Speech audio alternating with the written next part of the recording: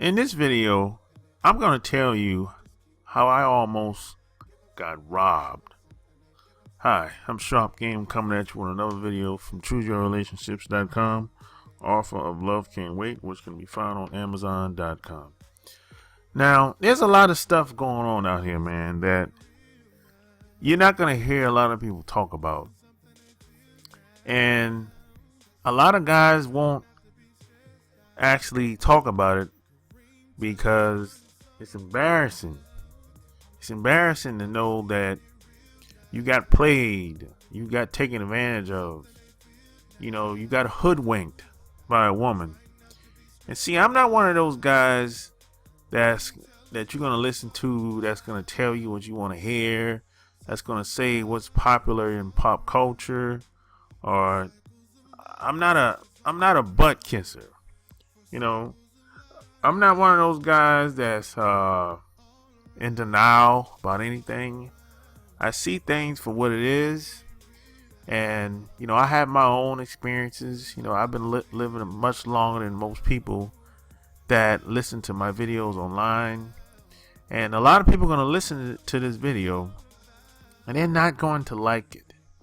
And the reason why they're not going to like it, because they just don't want to hear it from me. But this is my story. This is my experiences. And the reason why I'm telling this story is because these type of incidents, it happens more than you think. You're just not going to hear about it on television or within the mainstream media because it doesn't get any ratings, and nobody really cares if it happens to someone like me. But you hear a lot of stuff about social media and how great it is, and how it motivates and innovates, and you can contact people from all over the world. And that's true. You can. See, there's pros and cons when it comes to everything in life. Some people use things for good, some people use things for evil. And I like to say, man, there's some scandalous women out here. What happens is the struggle is real out here in these streets, man. All across America. Now some people will make it seem like outside of America, these rest of these countries are dangerous. It's very dangerous to go to these other countries. They're going to rob you. They're going to get you. That's the stereotype and the misconception that that's been put out there, that somehow in America it's safe for everybody. This is the safest country in the world. But I'm here to tell you that's not the case. No, this is the most violent country in the world, to be honest. And there's a lot of stuff that happens that has happened to me where it's like I didn't really have anybody to talk to about it, because it's in certain cases, certain situations, even if I was to tell some people about it, which I have, they don't believe you. They downplay it. They act like you're crazy or whatever. But there's been times where I used to use the internet. I've been online for a long time. First time I came online was 15 years ago. And this is when MySpace was out. MySpace was the shit back then.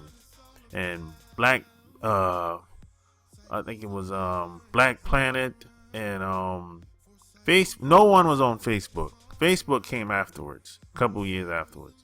I was on Facebook when no one was on Facebook. It was just college kids, basically. And then you have a lot of the dating sites like Plenty of Fish was big, and what else was it was another site that was big back then too. But mostly I was on Plenty of Fish, and this is like 2005-06 when I got on Plenty of Fish. And Facebook came along around the same time. So what happens Because I done met a gang of women, a gang of people off Facebook and Plenty of Fish. But what one thing I used to happen every once in a while, and it still happens today, and I see it a lot on Instagram. A lot of these women that's on these dating sites, they're running game. They're trying to set you up if you're a guy. A lot of these women that are flashing, they're half naked most of the time. They're the text that they're leaving is very seductive, and that's game. What a lot of these women are doing, they're trying to suck you in. They're trying to get the attention of a certain type of guy, and they have their own intentions, and most of it is not good. And see what happens. It happened to me almost twice.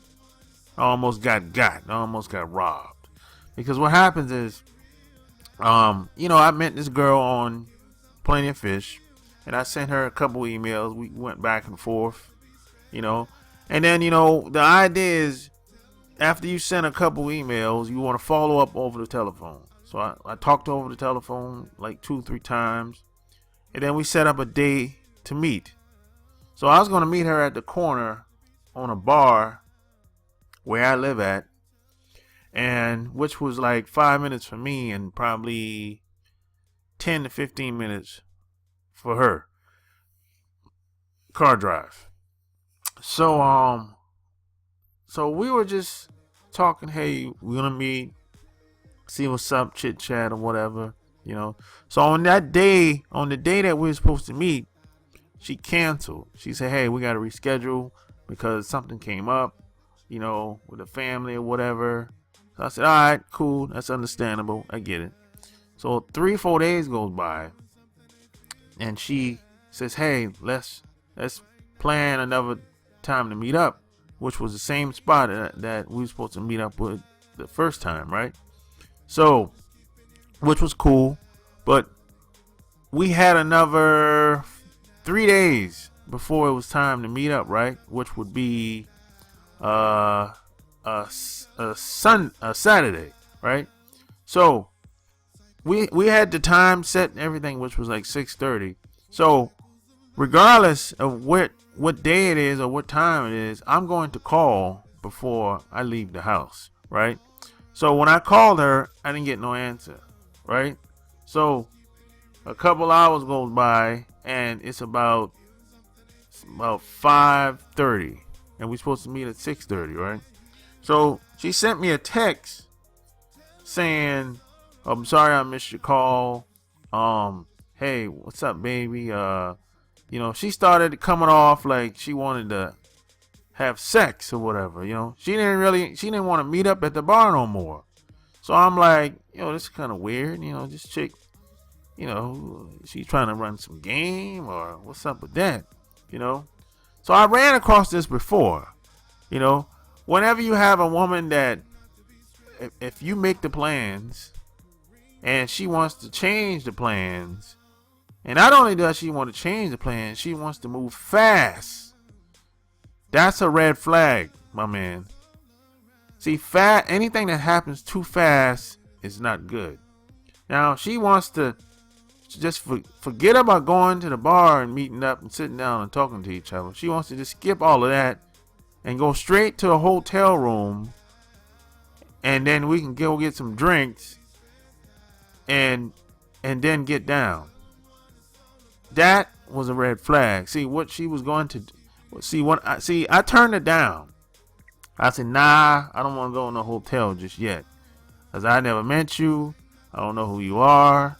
You know what I'm saying? So when I said that in the text, she kind of got upset, and she said, my people's is right down the street or whatever. You know what I'm saying? The hotel is right there. And, she started to really tried to rush the situation. Like she was desperate, right? That's a red flag. See, situations like this, what she really wanted to do is get me robbed. Because This has happened to a lot of people that I know personally, but they don't tell anybody. They were just, they told me because they know what type of guy I am. I'm an open-minded guy, well-rounded, and I don't judge them, So this is what happens. And the first time this shit happened, I was in the Navy. It happened with some guy I know. What usually happens is women will meet guys offline, and they'll have flashy pictures of them being naked. They're showing a lot of cleavage on the dress they wear or whatever. And when you get them on the phone, they'll try to move fast. They might even go. They might even meet you in person at a bar or something like that. Then you go to the hotel room, and when you go to the hotel room, y'all do y'all thing. Y'all drink, smoke, whatever y'all want to do, and her friends or her family, her brother or her crew of people who she rock with is gonna knock at the door, and they're gonna put a gun to your head, and you're gonna have to come out of all your money, all your credit cards, whatever you got of valuable, your jewelry, whatever. They're gonna take everything you have of value, and they're gonna be up out of there. And this type of shit happens a lot. Nobody talks about it because it's embarrassing. No one wants to feel like a fool. That's why a lot of guys don't talk about it. See, a lot of these Instagram models, they're setting these guys up. These guys are getting got. A lot of these guys are being, a lot of entertainers, they get exploited all the time. So this type of shit that you have to really be careful about. And it almost happened to me twice. The first time, I was naive to the whole situation, but the only reason I didn't got the first time is because